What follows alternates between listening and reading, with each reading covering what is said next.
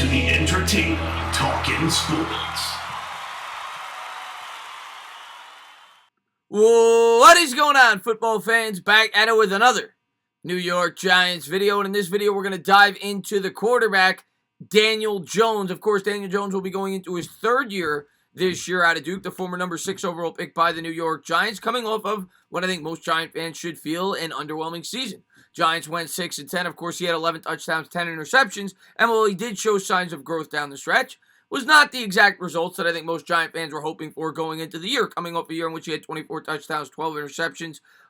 Did have fumbling problems, which he improved there, but overall, I think most Giant fans were expecting more. Now, of course, there were some obstacles with Daniel Jones that I've talked about plenty of times that we're going to get into of what Mel Kiper had to say about Jones and why he thinks that New York Giants fans should show a lot more patience. And I just wanted to get into just how high he feels about Daniel Jones. And some of the things that Kiper said, I personally think maybe a little bit overboard, at least at this point in time. And some of it, I think he is probably right about. My stance on Daniel Jones has been, I don't know what we have yet. And I know a lot of people want to come to a definitive conclusion, but I just can't. I don't think we've seen enough with the kid. I think he's shown glimpses of having high potential and also showing glimpses of not being near where we need him to be yet. Let's put it that way. Do I think he could become a good quarterback? Absolutely. And Mel Kiper talked just about that when he was on the podcast with Jordan Renan, the podcast that he does, the Breaking Blue podcast. I'm going to pull up some of the quotes for you guys. Now, of course, Kiper was very outspoken since we drafted Jones. If you remember, him and McShay got into a lot of arguments last year and the year that Daniel Jones was drafted. McShay was very outspoken towards bashing Jones even after he had a strong rookie season. And Kiper went after him for it. The roles have kind of reversed going into year 3 for Jones. I think a lot of Giants fans have fallen out of favor. With Daniel Jones, and they're not nearly as high as they once were. I personally think that the expectations were set way too high for Jones going into his third year, especially when you factored everything in. And I think the third year ultimately will tell the story on the quarterback out of Duke. But let's jump into some of the quotes that I actually got off of, I just want to make sure I get the website right, bigblueview.com. But like I said, these are from the podcast with Jordan Renan. Here's the first one, when Mel Kiper was talking about Daniel Jones. I think Daniel Jones is a better quarterback in this draft than everybody except Trevor Lawrence, Kiper said. Zach Wilson would be a close second to him, and then Justin Fields. But I would say Daniel Jones in this draft would be the second quarterback behind Trevor Lawrence coming out of Duke. He would have been the second highest rated quarterback. And most people, in my opinion, probably would not agree with that. Now, of course, there are similarities with Zach Wilson going to a smaller school, BYU. Even though Steve Young went there, was a great NFL quarterback. And you could never really judge the quarterback based off the school they go to. Justin Fields, of course, is a huge name coming out of Ohio State. That doesn't necessarily mean much. We saw what Dwayne Haskins did, but I think both those guys are very good prospects. And it's kind of hard for me to judge because, of course, now we've seen some work of Daniel Jones in the NFL. And, yeah, he's coming off an underwhelming season, but Kiper later went into some factors as to why he thinks that may be. But that is a big statement to say that Jones, in what a lot of people feel is a rich quarterback draft class, would be the second best quarterback in this year's draft class, in which, by comparison, he was in a quarterback draft class in 2018, or 19 rather, that a lot of people thought was not the richest of draft classes, and it was a surprise that he went second in the class. Here's the next quote. I don't know what else he could have done, Kiper said, when talking about Daniel Jones last year. If you're looking for a guy to be perfect without the offensive line, without Saquon Barkley, without receivers, without tight ends catching the ball on a consistent basis, dropping balls that would have sealed the game against Philadelphia, a critical drop in other games, I don't know what else he could have done. And I don't know what else you could say to say this justifies where he was taken. You can't have everything perfect if you don't have perfect things going on around you, and there was nothing perfect about what was going on around him. I get criticism, but it's unfair because they are rookies and second-year quarterbacks without great talent around them. And, I kind of agree with that logic, but you could say that about a lot of quarterbacks. You could say that about Sam Darnold, who a lot of people have since given up on. The Jets didn't support him at all. And there's a number of quarterbacks that have failed 3-4 years into their career that may have not had the ideal circumstances. That's not to say that he doesn't carry some validity with some of the things he's saying. I say a lot of these things. Barkley going down certainly hurt him. The fact that you had a brand new offensive line certainly hurt him. A brand new scheme certainly hurt him. The fact that we don't have elite wide receivers certainly hurt him. So I think there's some validity to this, but if he doesn't show dramatic improvement in year 3, I think the excuses go out the door. Next up, they don't have to be patient. They don't want to be patient with players anymore, Kiper said. But the talk now is not realistic.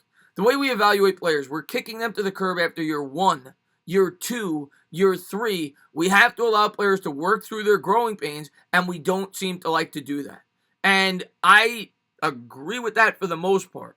I do think that teams nowadays, but there's reasoning behind it, are not patient with these quarterbacks. They don't give them the appropriate amount of time to grow and become more established quarterbacks in the NFL. You go back 25, 30 years ago, quarterbacks had a lot more time. Even 15 years ago, quarterbacks had a lot more time. It was rare, probably even up until, 2003, 2004, 2005, that you would draft a quarterback and you would put him right into the game from the start of the regular season. But times have changed, and a lot of that has to do with how much quarterbacks make nowadays and the fact that you only have 4 years of control plus the extension on the 5th-year option, and every team knows common sense that is your best opportunity, your window to win a Super Bowl when a quarterback is on a rookie deal. So I understand why they try to accelerate the process and why there's less patience, but by the same token, there is no other position in the NFL that requires more patience, in my opinion, to see them get the most out of the players. And we've seen that pay dividends now for the Buffalo Bills and the Cleveland Browns of year 3 for Baker Mayfield and Josh Allen.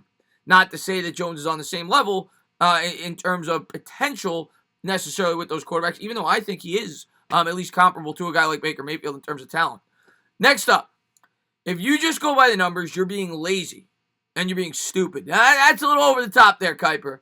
Kiper said, analytics are a great tool, but to say the numbers always speak for themselves just isn't the way it is. There's always reasons beyond the numbers, reasons behind the numbers. In terms of Daniel Jones, I just think he deserves the benefit of the doubt. And basically what he's saying there is, don't just look at the numbers, look at the film, look at the supporting cast around him, look at the things he's been put through with being the New York Giants quarterback. And then finally, let's give him Saquon Barkley for a full year healthy. Let's give him the offensive line that's in sync and cohesive. Let's get him Evan Ingram catching balls on a regular basis. Let's get all those receivers all out there at the same time together. And then let's see what Daniel Jones does in year 3. This is the year where I think he can answer all of the skeptics and doubters. He'll try to do what Josh Allen did and shut up the skeptics and doubters once and for all.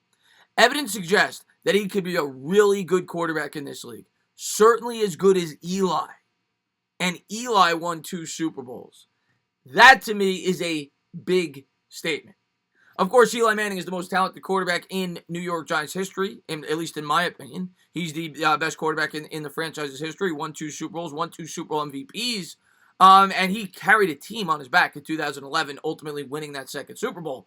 Yes, he had a very good supporting cast early on in his career, and that definitely helped him grow as a quarterback, something that Daniel Jones has not been afforded. And hopefully this year, the New York Giants go out there and they get him the wide receivers. As a Giants fan, I am praying that Daniel Jones is the answer. And I do think he will improve this year. I think the Giants are going to go out there and do everything they can to get the most out of him. Do I agree?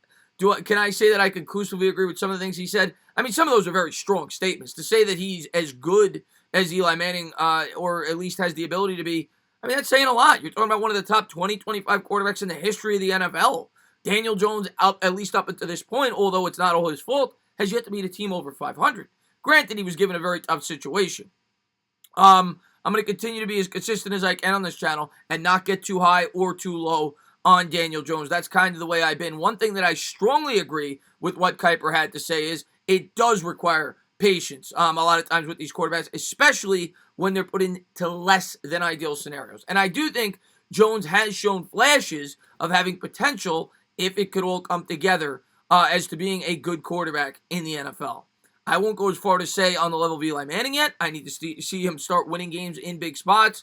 But some of the talent is definitely there. And we'll see how Jones progresses in year 3 when the New York Giants give him better pieces around him. As always, guys, if you liked what you watched, please subscribe. Drop a comment. Maybe give me a little thumbs up. Cheers.